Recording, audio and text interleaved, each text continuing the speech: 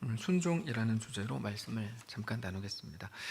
예수님께서 제자들과 함께 이른바 최후의 만찬을 가지시는 장면입니다. 예수님께서는 그 식사 자리에서 제자들 중 하나가 예수님을 팔 거라고 말씀을 하셨습니다. 18절입니다. 다 앉아 먹을 때 예수께서 이르시되 내가 진실로 너희에게 이르노니 너희 중에 한 사람 곧 나와 함께 먹는 자가 나를 팔리라. 제자들 마음속에 이제 난리가 났습니다. 예수님께서 이제까지 나귀 새끼를 데리고 오는 일이나 6월절 만찬 식사 자리에 관한 일도 그렇고 앞에 일어날 일들에 대해서 다 알고 계신다는 것을 몇 차례 경험을 했기 때문에 예수님의 오늘 본문의 이 말씀도 사실인 게 분명하다고 생각을 당연히 했습니다. 그들은 마음속에 이제 걱정을 했습니다. 비록 자기들은 지금 상태로, 지금 마음으로는 전혀 그럴 마음도 없고 가능성도 없는 얘기처럼 들리지만 예수님의 말씀이 이제까지 다 사실로 이렇게 왔었다면 자기들의 의지와는 관계없이 예수님의 지금의 말씀도 이루어질 거라고 생각했기 때문이죠. 그래서 한 명씩 묻습니다. 혹시 접니까? 접니까? 이렇게 묻습니다. 19절에 그들이 근심하며 하나씩 나는 아니지요 이렇게 이제 말했다고 되어 있는데요. 예수님께서 나와 함께 그릇에 손을 넣는 자가 그 사람이다 말씀을 하셨고 실제로 가룟 유다가 그릇에 예수님이 같이 손을 넣거든요. 근데 재밌는 거는 제자들이 다 이 얘기를 들었음에도 눈치채지 못했다는 사실은 참 재미있는 사실입니다. 예수님께서 말씀하신 것처럼 가룟 유다가 예수님을 팔게 될 겁니다. 예수님이 다 아셨고 예수님께서는 가룟 유다가 팔아 넘기는 것 때문에 이제 십자가의 죽음에까지 들어가시게 됩니다. 근데 궁금한 건 이겁니다. 예수님께서 누가 배신할지, 누가 예수님을 또 잡으러 올지를 다 알고 계신 건데 그러면 그들을 미리 제거하는 게 지혜로운 거 아니냐는 거죠. 이게 세상이 말하는 지혜거든요. 그러면 그 일을 당하지 않을 수 있습니다. 몰랐다면 모르겠지만 이미 다 알고 계신 이상 악역을 제거하면, 그러니까 가룟 유다를 미리 막으면 될 일입니다. 그러면 그렇게 비참하게 배신당할 것도 없고 원치 않는 방식으로 잡혀 죽으실 것도 없습니다. 예수님뿐 아니라 가룟 유다 입장에서도 그게 더 좋습니다. 그럼 그가 멸망당하지 않고, 그렇죠? 구원 얻을 기회가 생길 수도 있는 거 아니에요? 근데 예수님께서는 어쩌면 가룟 유다의 이 일을 미리 다 알고 계셨음에도 불구하고 그를 위해서 어쩌면 아무것도 하지 않는 것처럼 보인다는 거죠. 물론 아무것도 하지 않은 건 아닙니다. 경고가 되는 거잖아요. 오늘 본문에서 예를 들어서 우리가 가룟 유다라면 예수님이 이렇게 말씀하시면 다 알고 계시네, 걸렸다, 안 해야지, 이렇게 할 수 있는 거 아닙니까? 근데 그렇게 경고는 하시지만 가룟 유다를 꽁꽁 묶어놓는다거나 혹은 그를 이렇게 하지 않으셨다는 거죠. 오늘 본문을 보면.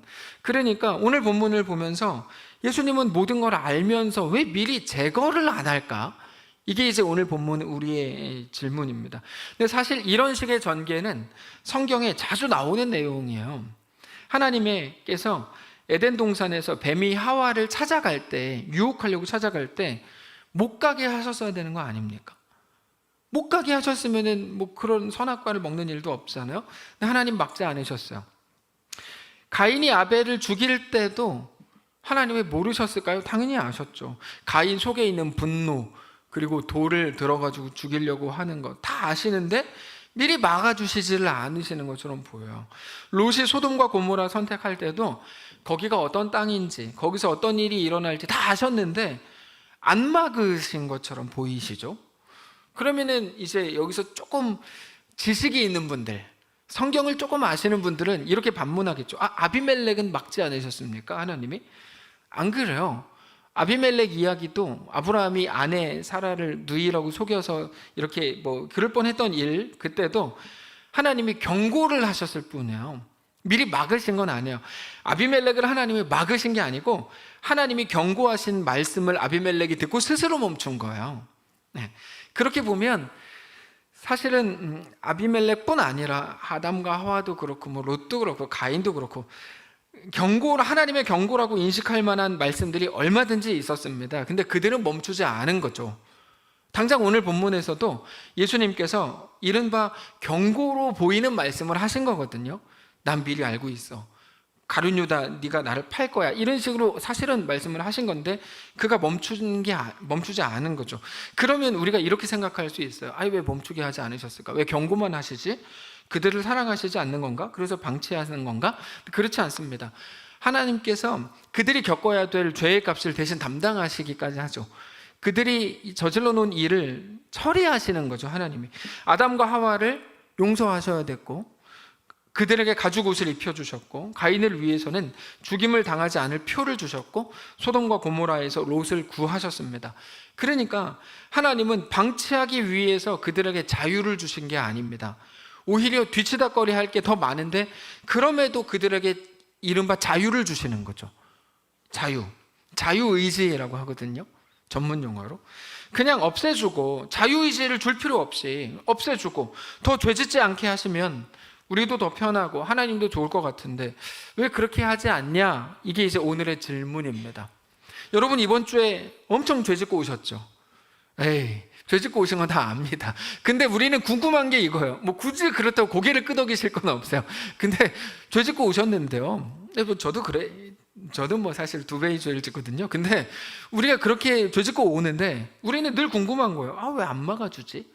우리는 늘 기도해요. 하나님, 제가 잘못된 길로 가거든 막아주십시오. 이런 굉장히 치사한 기도거든요. 이 굉장히 치사한 기도를 하는 이유는 뭐냐면 우리가 죄진 이후에 하나님께 모든 원망을 하고 싶어서요. 당신이 안 막아주신 거니까 뭐 당신 책임이죠. 뭐 이런 식으로 얘기하고 싶은 겁니다. 근데 하나님은 정말 막아주시지 않아요. 왜 그렇게 하시는 걸까? 그거를 오늘 본문의 예수님의 십자가를 통해서 우리가 확인할 수 있습니다. 확인해야 됩니다. 예수님은 왜 그렇게 하시는가? 그 이유가 분명한데 영광과 명예가 무엇인지를 아셨기 때문에 가룟 유다를 제거하지 않으신 겁니다. 이게 이제 정답입니다. 성도의 영광과 명예가 똑같아요. 성도의 영광과 명예는 어떤 편안함이나 안전함에 있는 게 아니고 그것과는 비교할 수 없는 놀랍고 존귀한 가치인데, 하나님께서는 성도에게 있어서의 영광과 명예가 무엇인지 아셨고 우리에게도 스스로 확인하고 스스로 그 길로 걸어 들어가라고 요구하시는 겁니다. 오늘 본문으로 하면 예수님의 길 위에서, 예수님의 길은 뭡니까? 십자가를 지셔야 되고 가룟 유다가 있는 건데요, 우리로 치면 우리의 악역을 제거하지 않는 방식으로 일하신다는 거죠.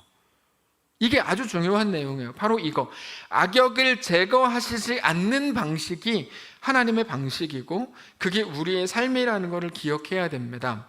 그래서 우리 예수님께서도 악역을 두고 그 길로 걸어 들어가신 거죠. 악역을 두고. 그래서 우리가 하는 매일의 실수 뭡니까? 악역을 제거하는 게 은혜요 복이라고 생각하는 건 가장 큰 실수죠. 그리고 그런 모습은 바울을 통해서도 확인할 수 있습니다. 바울은 성령에 이끌려서 예루살렘으로 가려고 하는데 그때 예수 안 믿는 사람들이 아니고 예수 믿는 사람들까지도 그 길을 막아서죠. 가지 마라, 거기 가면 큰일 난다, 어렵다, 고생한다, 지금 네 인생을 생각해라, 별소리들을 다 했어요, 바울에게. 근데 바울은 그래서 더 그 길로 들어가죠. 그때 했던 고백이 유명하게 남았어요. 나의 달려갈 길과 주 예수께 받은 사명 곧 하나님의 은혜의 복음을 증언하는 일을 마치려 하면은 나의 생명조차 조금도 귀한 것으로 여기지 않는다. 하나님이 우리에게 요구하시는 게 뭔지 아주 분명해졌습니다. 뭡니까? 우리 생명이죠.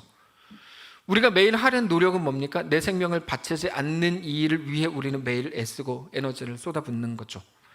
반드시 기억하십시오. 세상은 우리를 어렵게 하는 모든 문제를 미리 제거하는 거, 그래서 조금 더 편해지는 거, 조금 더 쉬워지는 거를 지혜라고 말하고, 지금 2022년 대한민국은 더욱더 심한 시대를 사는데요. 그래서 실용주의, 합리적인 거, 이게 아주 못된 말들임에도 불구하고 이게 당연한 것처럼 막 엄청 외쳐지거든요. 그게 지혜인 것처럼. 근데 하나님 나라의 지혜는 완전히 반대예요.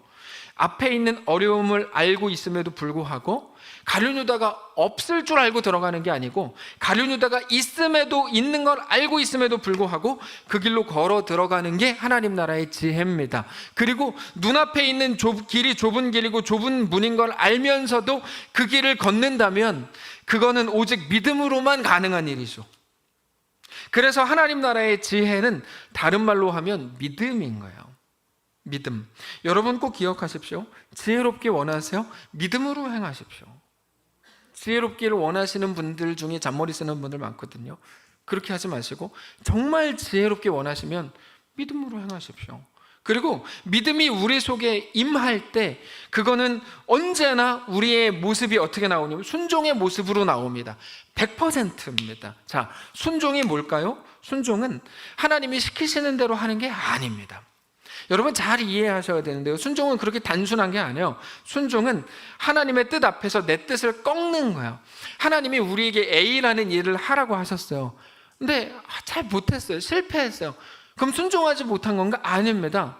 순종은 하나님이 하라고 하신 일을 해내는 게 순종이 아니고 하나님의 뜻 앞에 내 뜻을 꺾는 거예요. 그게 순종이라고요. 이스라엘의 초대 왕이었던 사울이 왕이 됐을 때 진짜 잘해보고 싶었습니다. 누구나 그렇죠. 그래서 사울 자신이 헌신적으로 참여한 아말렉과의 전쟁을 승리로 이끌고 의기양양하게 돌아옵니다. 근데 승리한 사울에게 하나님께서 아주 중요한 한 가지 조건을 다시죠. 어떤 거였죠? 아말렉의 모든 것을 진멸하라. 어떤 것도 전리품으로 가지고 오지 마라. 다 죽여라. 이게 이제 어떤 것도 남기지 말라. 이게 하나님이 주신 단 하나의 조건이었어요. 굉장히 중요한 명령이었습니다. 자, 하나님이 모든 것을 진멸하라고 말씀하신 이유가 뭘까요? 이거는 사울은 이스라엘의 초대왕인데 사울을 시작으로 펼쳐질 이스라엘 나라 전체에게 너무나 중요한 기준인데 이겁니다. 너 다른 사람 것을 빼앗아서 네가 편하게 먹고 살 생각하지 마라, 이런 의미입니다. 이게 사실 전리품이거든요. 전쟁은 왜 하는 겁니까? 그가 가진 걸 빼앗으려고 하는 게 전쟁이에요. 그가 가진 거를 빼앗기 위해 죽이는 게 전쟁이거든요. 근데 하나님께서 그에게 이겼어요. 그러니까 당연히 그가 가진 걸 빼앗아 와서 우리가 써도 돼요. 남들 다 그렇게 해요. 근데 하나님은 이렇게 말씀하시는 거예요. 승리한 이후에, 죽인 이후에 그들이 가졌던 거 뺏는 거, 그거를 니네가 쓰는 거, 그걸로 니네가 부자 되는 거, 그래서 점점 더 전쟁을 일으키는 건데 그게 승리한 사람의 마땅한 몫인 거 내가 알고 있는데, 근데 너희를 먹이고 입히고 살리는 거는 그게 아니다. 나 여호와가 너희를 먹이고 입히고 살린다를 말씀하시는 게 모든 것을 진멸하라고 말씀하시는 하나님의 메시지였던 거거든요.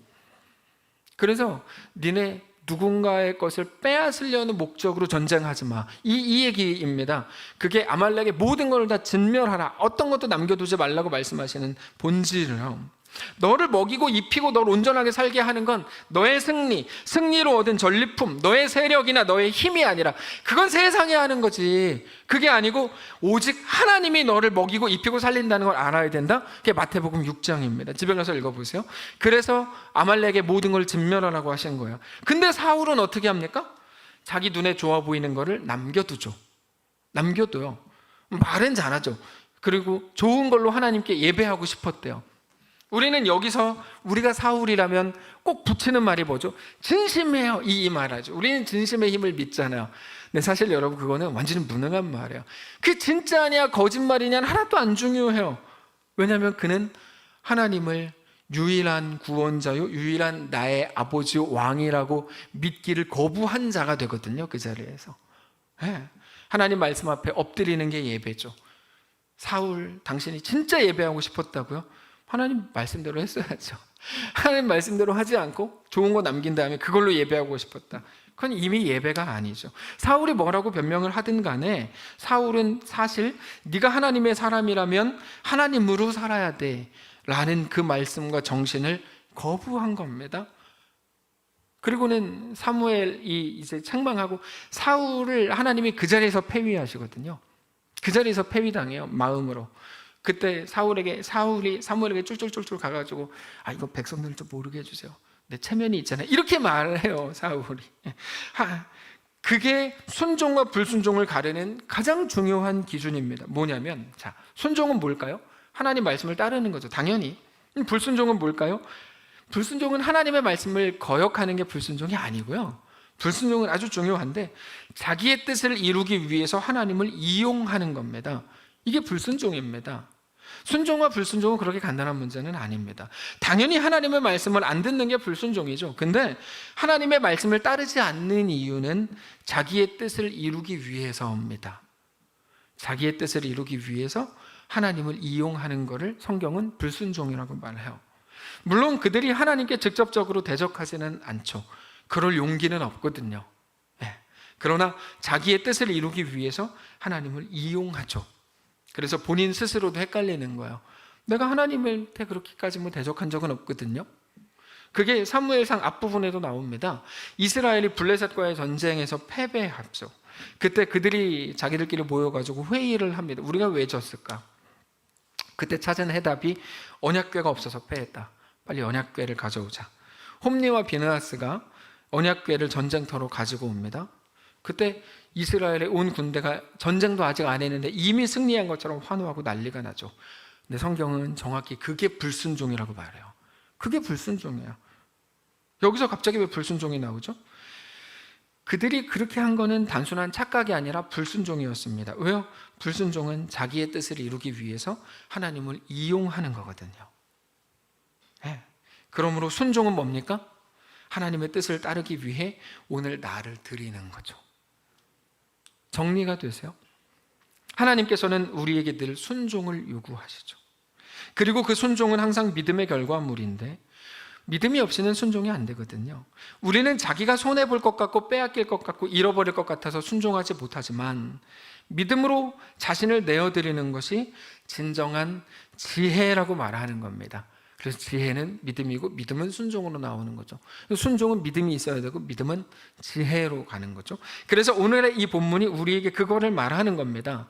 우리의 길을 조금 더 편하게 가기 위해서 이른바 악역, 가룟유다를 제거하려고 했던 우리 거기에 모든 에너지를 쏟는 그거를 멈추라는 거예요. 이게 오늘 본문을 통해 우리에게 주시는 메시지예요. 세상이 이 얘기를 들으면 매력이 하나도 없죠. 세상은 막 세상을 변화시키고 막 대단한 힘과 능력과 의지를 가지고 막 엄청나게 막 이렇게 뒤집어 놔야 될 것처럼 해야 매료당하거든요. 근데 기독교 메시지는 그렇지 않아요. 그거는 속는 거야. 오늘 본문을 보십시오. 예수님은 가룟유다를 없앰으로 그 길을 편하게 만들려고 하지 않습니다. 이게 옳은 거야. 예수님은 그렇게 말씀하시지 않아요. 우리 예수님께서는 로마 제국을 무너뜨리러 오신 것도 아니고 실제로 로마 제국을 무너뜨리시지도 않아요. 그러면 로마는 뭡니까? 로마는 예수님이 무너뜨려야만 하는 존재가 아니고 그 속에서도 너 살 수 있냐? 너 그 속에서도 하나님을 믿음으로 살 수 있다? 라고 하면서 그 속에서도 살아가라고 하시는 하나님의 무대 구성인 거죠. 이해를 하십시오. 가룟유다가 그런 존재입니다. 모든 것을 미리 아셨던 예수님께서 가룟유다를 없애버리면 배신당할 일도 없죠. 그러면 근데 우리 예수님은 가룟유다를 없애시지 않아요. 무슨 말일까요? 가룟유다는 우리 예수님이 없애야 될 불필요한 존재가 아니고 그 앞을 살아가야 되는 정황이었다는 거죠. 그 앞을 걸어가라. 그러니까 21절에 이렇게 되어 있잖아요. 인자는 자기에 대하여 기록된 대로 갈 거다. 가룟유다 꼭 네가 그 짓을 할 필요는 없다. 가룟유다건 나룻유다건 다른유다건 누군가라도 그 짓을 할 거거든요. 꼭 그게 너일 필요는 없다. 나는 기록된 대로 갈 거다. 그러나 인자를 파는 그 사람에게는 화가 있으리로다. 저 말은 가룟유다 너 화가 있을 거야 이 말이 아니에요. 멈출 수 있다는 거거든요. 멈출 수 있는 거예요. 가룟유다는. 그 사람은 차라리 나지 아니하였더라면 자기에게 좋을 뻔하였느니라 말씀하시죠. 근데 결정적으로 십자가가 그런 거예요. 십자가를 예수님은 지실 걸 아셨죠. 모르고 걷다가 어쩌다가 그 길에서 십자가 만난 거 아닙니다. 우리 예수님은 처음부터 십자가를 지기 위해서 오신 거예요. 근데 십자가 없애자고요? 뭐 하자는 거냐는 거죠. 이게 예수님 배신당하시고 전에 말씀드렸잖아요. 우리 죄를 없애려고 했다면 구약의 짐승을 잡을 때 막 일부러 막 잔인하게 쥐어 짜내는 제사가 어딨냐? 그렇지 않다.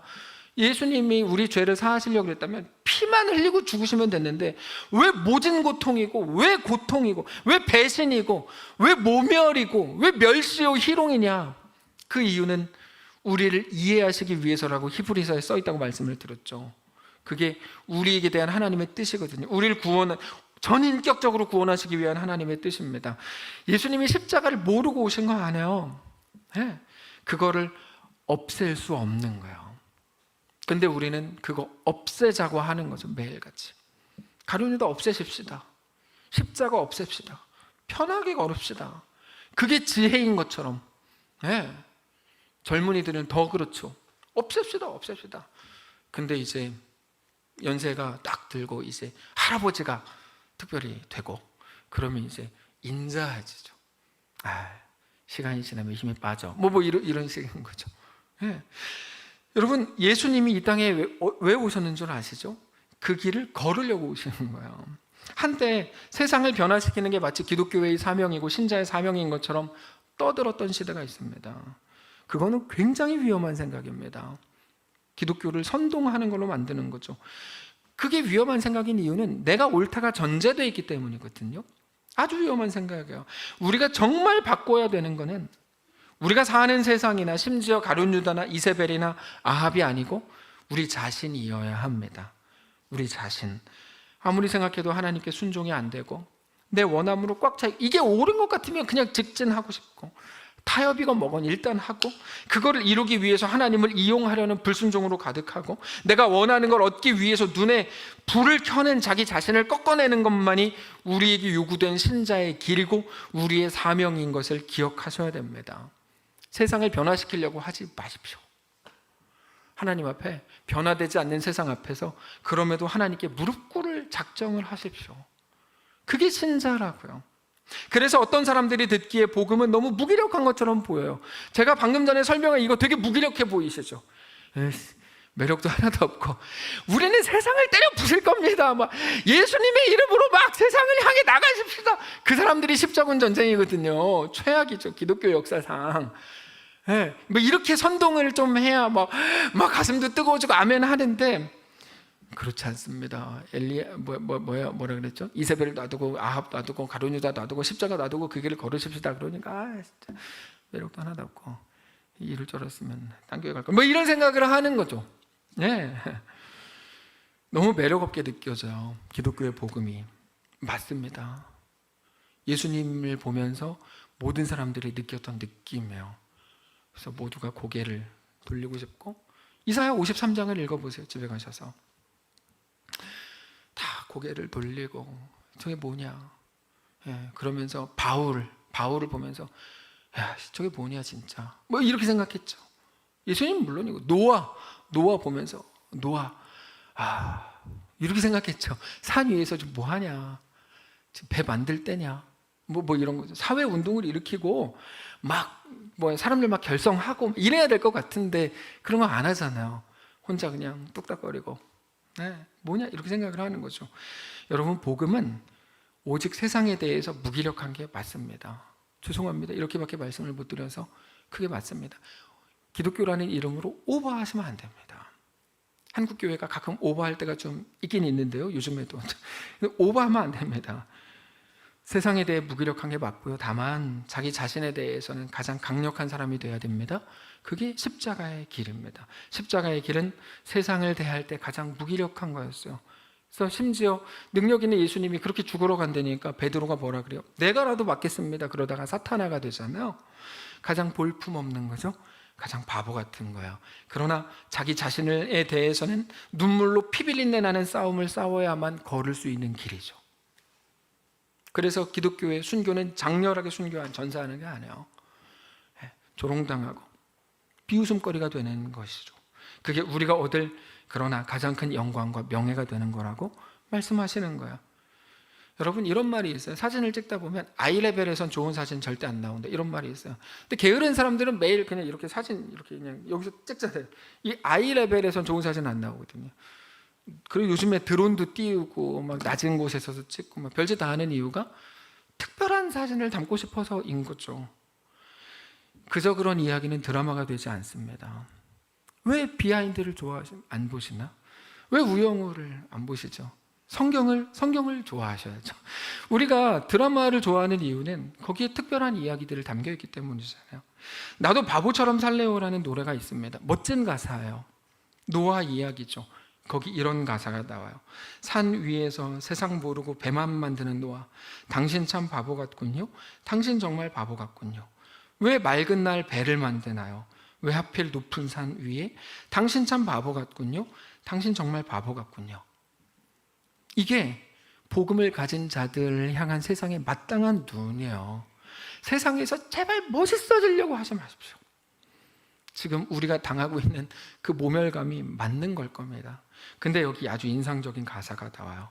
눈부신 해가 하늘 높이 뜨면 비의 약속 잊을만 한데, 날마다 듣는 조롱에 그 외로운 길 포기할 만한데, 당신은 어쩜 그리 묵묵히 그 길을 가나요? 당신은 어쩜 그리 그 자리를 지켜냈나요? 놀라는 거죠. 이 놀람은 두 가지인데요. 먼저 세상이 가진 놀람입니다. 너 왜 그렇게 무기력하게 사냐 이거죠. 여러분, 우리는 성도면 멋있어야 된다고 생각하잖아요. 다 착각이에요. 성도는 무기력해 보이는 게 맞아요. 너만 잘나고 너만 신앙인이냐? 왜 너만 그렇게 멍청하게 사냐? 신자가 너무 무기력해 보이는 거에 대한 세상의 놀람이고요. 근데 또 하나의 놀람, 하나님 나라의 놀람이죠. 당신은 어쩜 그렇게 묵묵히 그 길을 가나요? 당신 어쩜 그리 그 자리를 지켜냈나요?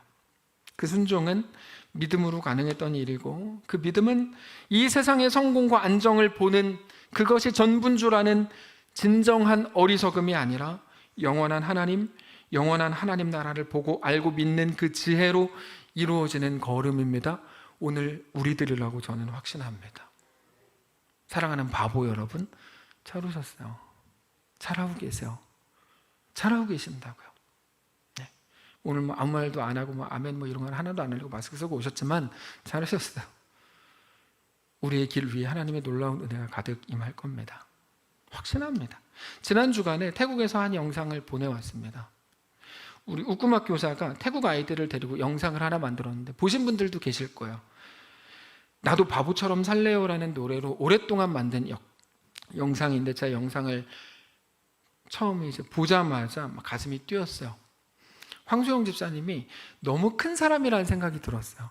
그래서 제가 문자 보냈어요. 5글자, 황수영 거인, 이렇게 보냈어요. 잘 생각해 보세요. 우리 교회의 한 성도가 거기 들어가서 불교의 나라, 불교의 학교에서 주일학교를 만들었어요. 주일학교를. 이것만으로도 너무 신기하고 놀랍지 않으세요? 제가 지난주에 학교에 갔습니다. 반구 초등학교에 갔는데 이사장님이 잠깐 만나서 대화 좀 하자 그래가지고 대화를 하는데, 선생님 몇 분과 같이 가까운 카페 가서 대화를 했습니다. 그분들 모두가 한국 교육이 도대체 어떻길래 이렇게 애들을 잘 가르치고 계속해서 뭔가를 만들어내는지 너무 신기하다. 한국의 학교를 너무 보고 싶다, 이렇게 얘기를 하는 거예요. 사실 이 얘기는 예전에도 몇 번 저한테 했던 말인데, 이번에 이걸 구체화하기로 했습니다. 그래서 10월 7일에 들어와서 일주일간 한국의 학교들을 쭉 돌아보고 돌아가기로 했는데, 너무 신기하지 않으세요? 뭐 신학교육을 체계적으로 받은 교역자도 아니고 성도 한 사람이 들어갔습니다. 그렇다고 우리 중에 막 가장 뛰어난 인재가 들어갔나? 그건 모르겠어요. 하여튼 한 명이 들어갔는데요. 근데 예수를 모르는 사람들로 꽉 차 있는 그곳에 주일학교를 만들었어요. 영상 보시면 아시죠? 걔네가 맨날 기도하고 찬양하고 말씀 암송 막 하고, 저도 학교 가보면 놀라운 게 한국어 수업을 가장 좋아해요. 걔네가 막 이렇게 한국어 수업 정말 너무너무 행복해해요. 지난 3차 전도 여행 때는 이사장님이 개인적으로 오셔서 우리 학교의 모든 아이들은 매일 아침 불교 예식을, 불교 나라니까 불교 예식을 먼저 한 후에 수업을 시작하는데요. 목사님 원하시면 황소영 집사님이랑 같이 아침에 아이들을, 원하는 아이들만 따로 예배하고 애들 수업에 들어가도 좋습니다. 그렇게 하셔도 돼요. 이렇게 얘기하더라고요. 놀랍지 않아요? 놀라운 거예요. 모두가 세상 나라를 보고 있을 때 누군가는 그 속에서 하나님 나라를 보았고, 저는 지금 한 사람을 높여주는 게 아니고 우리 모두를 얘기하는 거예요.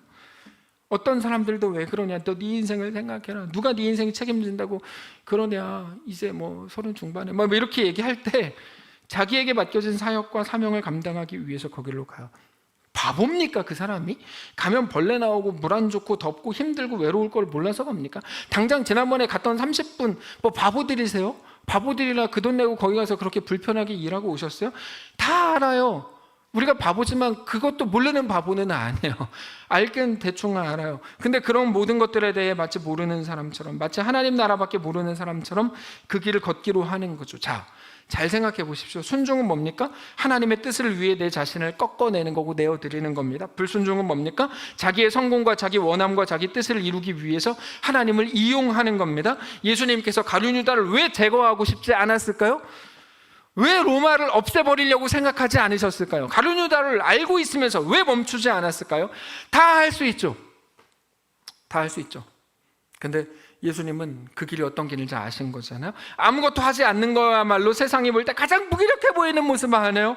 근데 예수님은 세상에 대해서는 그냥 그렇게 죽은 자가 되기로 하셨죠. 다만 하나님 나라를 위해서 자신의 모든 것을 다 내어주셨죠. 가장 지혜로운 자가 되셨습니다. 그렇게 하나님의 말씀에 순종하셨고 그렇게 죽으심으로 우리를 구원하셨어요. 사랑하는 성도 여러분, 오늘 순종의 자리에 계십니까? 불순종의 자리에 계십니까? 제가 지금 비난하려고 하는 말도 아니고 대답하라고 묻는 것도 아니에요. 다만 우리 마음속으로 오늘 깊이 생각하시기를 원합니다. 만약 불순종의 자리에 계시다면 돌이키십시오. 그리고 순종의 자리에 계시다면 누가 옆에서 아무리 뭐라 그래도 잘하고 계시는 거예요. 사람들이 뭐라 그런다고요? 그 사람들이 몰라서 그런 소리 하는 거예요. 그럼 목사님 설명을 해주세요. 설명 저는 계속 하고 있어요. 근데 못 알아듣는데 어떻게 해요? 그게 제 한계예요. 하나님 나라와 그 영광과 명예가 안 보이니까 못 믿어서 그러는 거예요. 그러니까 그런 말들에 속으실 필요는 없어요. 지금 우리가 사는 그 삶에서 하나님 나라를 바라보십시오. 세상에서 지혜 있다고 하는 말을 듣지 마십시오. 다만 하나님 나라를 바라보십시오. 바울을 기억하십시오. 성령께서 그 길이 힘들고 결박과 환난이 너를 기다린다는 말씀을 주셨음에도 불구하고 그 길로 걸어 들어가서 왜 걸어 들어갑니까? 그게 나에게 주신 길이니까. 그 길을 없애면 나에게 주신 길을 내가 없애는 거잖아요. 우리 모두의 삶이죠. 지금 시대가 말하는 어려우면 피하고 어려움을 제거해서 편안하게 가는 게 장땡이다. 그렇게 편안하게 되고 아무 문제, 아무 어려움도 없어지는 아무 일도 없는 게 은혜요 복인 것처럼 말하는 것은 복음을 왜곡하는, 심각하게 왜곡하고 훼손시키는 겁니다.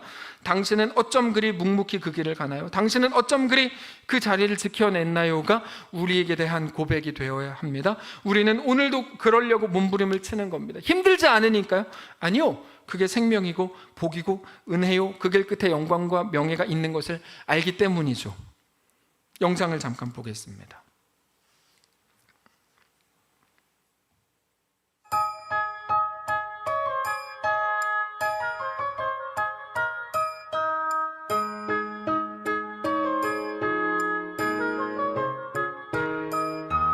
산 위에서 세상 모르고 배만 만드는 노아, 당신 참 바보 같군요.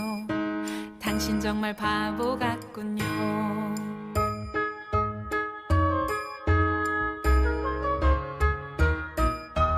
왜 맑은 날 배를 만드나요? 왜 하필 높은 산 위에? 당신 참 바보 같군요.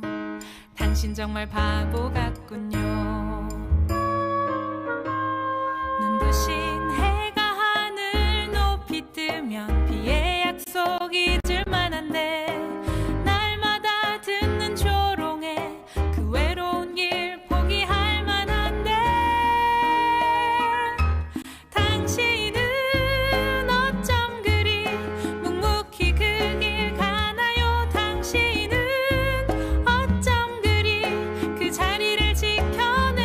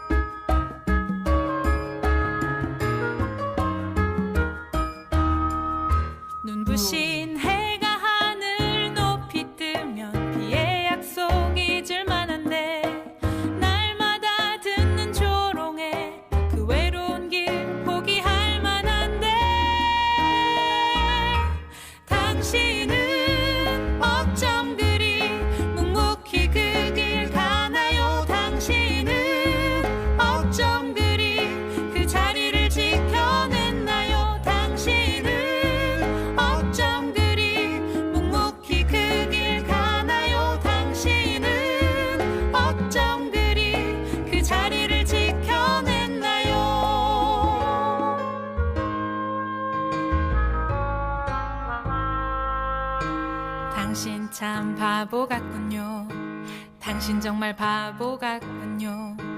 당신 참 바보 같군요. 나도 바보처럼 살래요.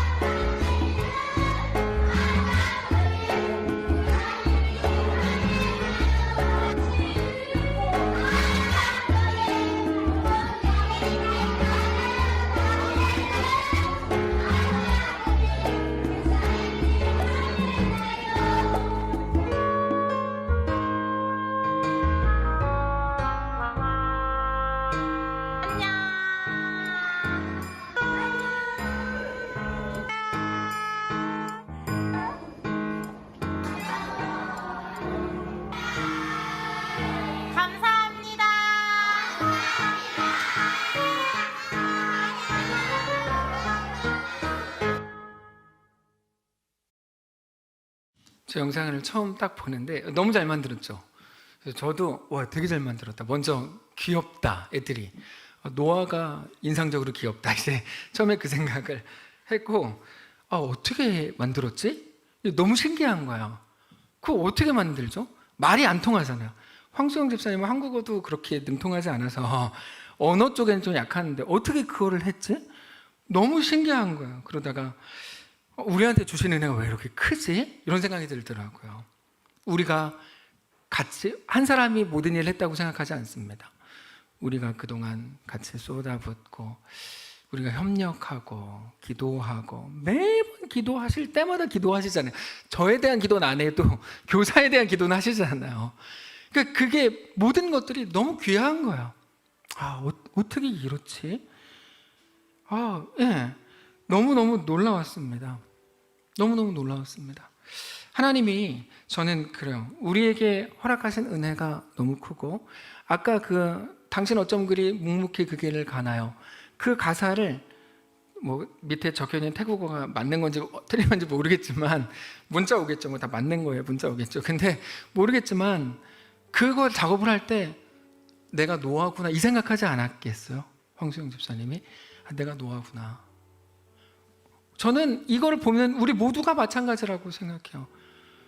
우리가 노아구나. 하나님은 우리를 노아로 부르셨거든요. 네. 그래서 한때 한국교회에 자주 외쳐졌던 작은 예수가 되라. 내가 예수구나. 내가 바울이구나. 말씀을 정리할까요? 우리는 어깨에서 힘을 빼야 됩니다. 무슨 말을 하냐면요. 우리가 진리를 가진 건 사실이지만 그렇기 때문에 너무 어깨에 힘을 주고 살아요. 내가 진리를 가졌기 때문에 내가 오라. 세상은 틀렸어. 이분법이 기독교인들 안에 너무 강해요. 잘못된 생각입니다. 우리 역할은 우리가 가진 진리로 세상을 바꾸는 게 아니에요. 제발 세상을 변화시키려고 좀 하지 마십시오. 그래서 더 이상해져요, 세상이. 제발 변화시키려고 좀 하지 마세요. 우리 역할은 세상을 변화시키는 게 아니고요. 진리가 진짜였음을 내 드림과 내 고백과 나의 내놓음과 내 죽음을 통해 증명하는 것뿐입니다. 안 바뀌는 세상 속에서도 묵묵히 살아가는 거예요. 이세벨과 변화시키고 죽이는 게 우리 할 일이 아니고 죽어도 안 변하는 그들이 있는 그곳에서 주를 믿음으로 살아가는 게 우리 역할입니다. 목사님 그럼 왜 자꾸 핏대어 높여고 소리 질러가면서 설교하세요? 그건 제 역할이니까요. 제가 뭐 밖에 나가서 하지는 않잖아요. 여기서만 하는 거지. 예수님을 기억하십시오. 우리 예수님은 종교인들을 없애고 헤롯 없애고 로마를 정복하고 유다를 제거하시지 않았습니다. 우리 예수님은 오히려 그것들이 있는 그 길 한가운데로 사방이 악역으로 가득한 그 길로 묵묵히 걸어 들어가셨죠. 세상이 볼 때 무기력한 게 맞아요. 맞아요, 그게. 세상이 볼 때 멋있으면 그거 약간 조금 그래요. 무기력한 게 맞고요. 그러나 그 끝에 진정한 승리와 영광이 있다는 것을 아셨기 때문이죠. 로마서의 증언입니다. 그가 하나님의 아들로 인정되셨다 이렇게 표현하는데 로마서에서는 이게 그 말이에요. 그 성도의 길입니다. 항상 하나님은 우리에게 두려워하지 말고 겁내지 말고 그 길로 걸어 들어가라. 내가 너와 함께한다. 세상에서 너희가 환난을 당하나 담대하라. 내가 세상을 이겨노라. 이긴 싸움이다. 사랑하는 성도 여러분, 오늘 우리의 삶이 하나님 앞에 그렇게 온전하게 세워지시기를 원합니다. 사랑하는 노아 여러분, 바보 여러분, 잘하고 계시는 겁니다. 오늘 우리의 모든 삶이 그렇게 우리 모든 현실 속에서도 가장 영광스럽고 가장 복되고 존귀하게 세워지시기를 주님 이름으로 축복합니다. 기도하겠습니다. 살아계신 하나님, 우리는 주변의 소리들과 우리 상황, 특별히 우리 앞에 있는 로마나 갈륜유다나 이세벨이나 아합을 볼 때마다 무너집니다. 이해가 안 되죠. 내가 잘못 가고 있는 건 아닌가? 내가 뭐 또 죄 지었나? 이런 생각을 먼저 하는 게 우리의 실력입니다. 근데 오늘 말씀을 통해 다시 한번 우리가 누군지, 우리에게 대한 하나님의 요구와 우리에게 허락하신 길은 무엇인지 확인합니다. 우리에게 참 지혜를 주시고 그 지혜를 살아갈 믿음을 주시고 하나님의 뜻 앞에 우리 자신을 꺾어내는 참 삶의 모습이 우리 속에 회복되도록 축복하시옵소서. 정말 원하고 바라기는 우리에게 허락된 모든 다음 세대 자녀들, 그들을 축복하셔서 그들도 진리를 알고 예수님같이 노아처럼 바울처럼 온전하게 자기에게 허락된 모든 삶을 넉넉히 살게 하시고, 그러나 세상이 줄 수 없는 평안과 샬롬과 행복과 즐거움을 또 갖게 되는 정말 놀라운 하나님의 사람들 다 되는 믿음의 가정들 다 되도록 축복하시옵소서. 우리 주인 되신 살아계신 예수님의 이름으로 기도합니다. 아멘. 이제는 우리 구주 예수 그리스도의 은혜와 하나님 아버지의 다함없는 사랑과 성령의 교통인도 역사 위로 함께 하심의 은사가 이 시간 주를 바라보고 예수 안에 허락된 그 길을 믿음으로 넉넉히 걷기를 소원하는 사랑하는 모든 성도들 머리머리 위에, 그들의 자녀들 위에, 그들의 앞날 위에, 직장과 사업장 위에, 사랑하는 이 교회 위에 이제로부터 영원까지 함께 계실지어다. 아멘.